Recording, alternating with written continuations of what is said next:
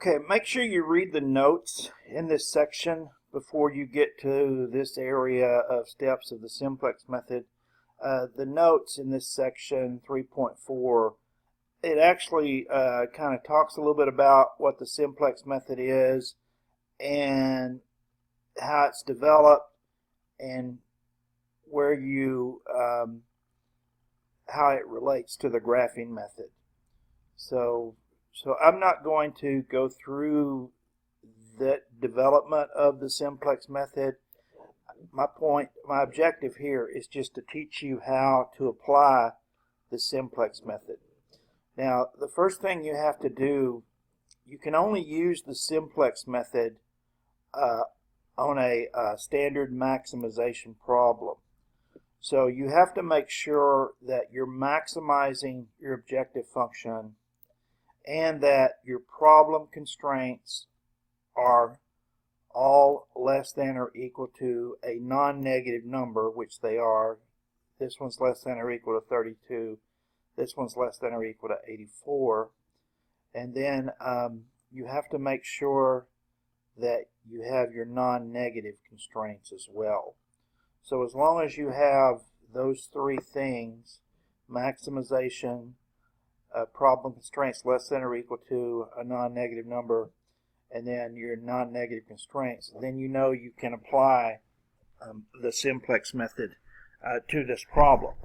Now let's get on with applying the simplex method. In order to apply the simplex method, the first thing you're going to have to come up with is what's called your initial system of equations. And then you're going to put that in a matrix, but we call that matrix a tableau. Okay, so these are the three equations for our initial system. Now here's how we get them. If you read about slack variables earlier, you saw that when you take a less than inequality, if you have a less than or equal to inequality, you know you can actually take up the slack on the left hand side by adding a slack variable, which we call S1, and what that does is it converts this to an equation. And then on the other inequality, you can do the same thing with a different slack variable, and then that would convert this to an equation. So when you do that, you get these two equations here. Okay, now to bring in the objective function, what we have to do is we have to move everything that's on the right hand of the equal sign to the left. So we want to take the 50x1 and put it on the left, and the 80x2 and put it on the left. Now, if these signs are positive on this side, when you move them to the other side, they'll be negative. Now you might have some problems where one of these is negative, and so of course when you move it over it'll be positive. But in this case they're both positive, so when I move them over I'll get negative. And when I do that, that will give me this equation. Since I moved everything over to the left and had nothing left on the right hand side is just 0. And notice I still have the p on the left. So when I add that with the other two equations, that gives me this initial system of equations here. The next step is to convert this system of equations to a simplex tableau like I did down here. If you have any trouble with this, just remember that you've got 1, 2, 3, 4, 5 variables. So you're going to have 1, 2, 3, 4, 5 columns on the left. And then on the right, you're going to have a column to represent the three constants over here on the right. Now, you don't have to do this, but I wrote it here so you could see. Basically, we have 1x1, 2x2, 1s1, 0s2, 0p equals 32. And then the second one is 3x1 plus 4x2 plus 0s1 plus 1s2 plus 0p equals 84. And then the last equation is minus 50x1 minus 80x2 plus 0s1, 0s2 plus 1p equals 0. So basically, we're just going to put those in this is called the initial simplex tableau. So this is your initial simplex tableau. And basically all it is an augmented matrix. Notice I separate the constants with a vertical line, and I separate the objective function from the constraint with a horizontal line. Okay, let's identify the basic variables of this tableau. Your basic variables, all you do is look for the columns that have a 1 and all zeros. So the S1 column has a 1, 0, 0. So that tells me S1 is a basic variable. The S2 column has 0, 1, 0. So that tells me that S2 is a basic variable. And the P column has 0, 0, 1. And so that tells me P is a basic variable. Now, it's important to notice where these ones are located. Notice for S1, the 1 is located in the first row. For S2, it's located in the second row. And for P, it's located in the third row. Well, remember, these columns identify S1, S2, and P as basic variables. Where the 1 is located tells you which row they're associated with. So S1 is a basic variable associated with row 1. S2 is a basic variable associated with row 2. And P is a basic variable associated with row 3. Well, since these three are basic variables here, then X1 and X2 are non-basic. And remember, if they're non-basic, they equal 0. So actually, if you wanted to get a basic solution from this, you could just wipe out these columns since the variables are 0 and read the result. And then you would know X1 and X2 are 0 since they're non-basic. And then you could read off the solution for S1 is 32, S2 is 84, and P is 0. Of course, that's not the optimal solution because we still have a negative on the bottom row. So as long as we have a negative on the bottom row, we haven't reached the optimal solution yet. Okay, make sure you read up here above where it tells you how to determine the pivot element, but I'm just going to go ahead and show you. Continuing with our tableau, you look on the bottom row and the most negative indicator identifies the pivot column. So since negative 80 is the most negative indicator, X2 is our pivot column. Now that also tells me that when I go through the pivot, X2 is going to enter. Whoever the pivot column is, that's going to be the variable that's going to enter. And what I mean by enter is it's going to go from non-basic to basic.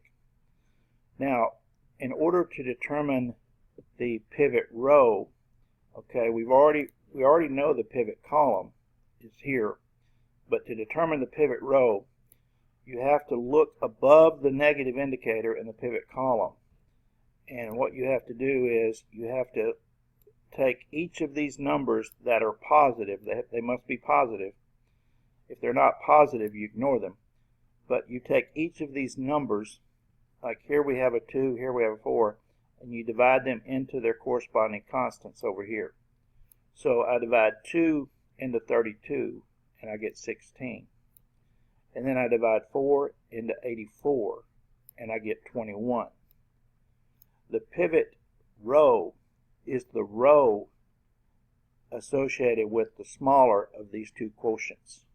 So the pivot row would actually be the row associated with the 16. So now notice where your pivot column and your pivot row intersect.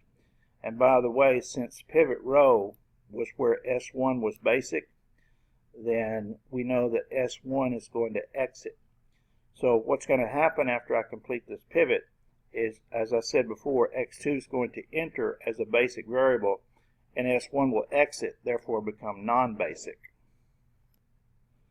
Okay, so I couldn't make it circle it with the Word document, so what I did is I put brackets, funny looking brackets around it, but now I can circle it. So this is our pivot element. So that's our pivot element. Now, once we determine the pivot element, we're going to pivot very similar to Gauss-Jordan elimination. And so what I want this to become, I want this to become a 1, okay, and then I want these two elements below it to become zeros. So I'm going to make this a 1, and then these two are going to become zeros. So making this a 1 is relatively easy.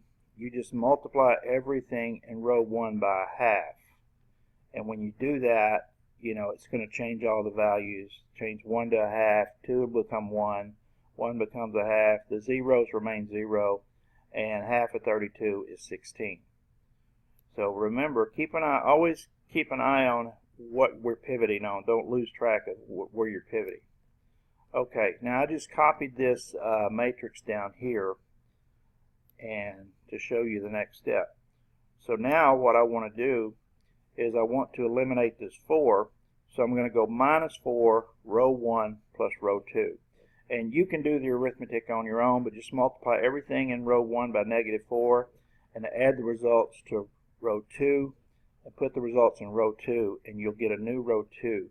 And notice I have a 0 here. Then I want to eliminate the -80, so I just multiply row 1 by 80, and then I add it to row 3. So multiply everything in row 1 by 80, add the result to row 3, and see what you get in the new row for row 3, and of course you'll get a 0 here. Now notice that I still have a negative indicator on the bottom row, -10. So I don't have the optimal solution yet, so I'm going to have to go through another pivot. Okay, so the -10 was the only negative indicator, so that means x1 is my pivot column. So x1 is going to enter, and then I have to divide these numbers into the constants. So divide 1/2 into 16 and you get 32. Remember, when you divide by a fraction, you flip it and multiply it. And then when I divide 1 into 20, I get 20. So if you look at 32 and 20, the smallest quotient is 20, so that means that row 2 is my pivot row. So S2, that tells me that S2 is going to exit. Now let me show you how to pivot here. You're going to, we already have a 1 here, so basically what we're going to do, since we already have a 1, we just have to eliminate the values above and below it. So above it I have a 1/2, so I'm going to multiply row 2 by -1/2 and add it to row 1. And then to get rid of the -10 below it, I'm going to multiply row 2 by 10 and add it to row 3. And again, you can go through and check those row operations, and notice I get a 0 above the 1 and a 0 below the 1. Now let's interpret the optimal solution, because I don't have any negatives on the bottom row. So now we can interpret the optimal solution.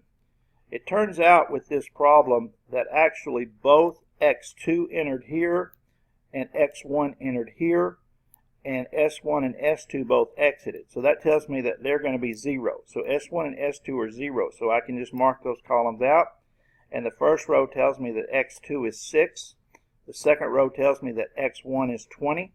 The third row tells me that P is 1480. So the optimal solution is a maximum here of 1480 at x1 equal 20 and x2 equals 6. Now, before I leave this video, let me remind you that if you went and checked this problem when we did it by the graphing or the geometric technique, you'll see that 26 was one of the corner points, and that was also where we got our optimal solution, was at the point 26. A quick reminder, if you pivot on the wrong place, it will actually lead you to a corner point that's not in the region. And so if you make an error and pivot in the wrong place, it'll send you somewhere outside of the region, and obviously that can't be part of the solution. So you must pivot at exactly the right spot in these tableaus. We'll do another one on the next video.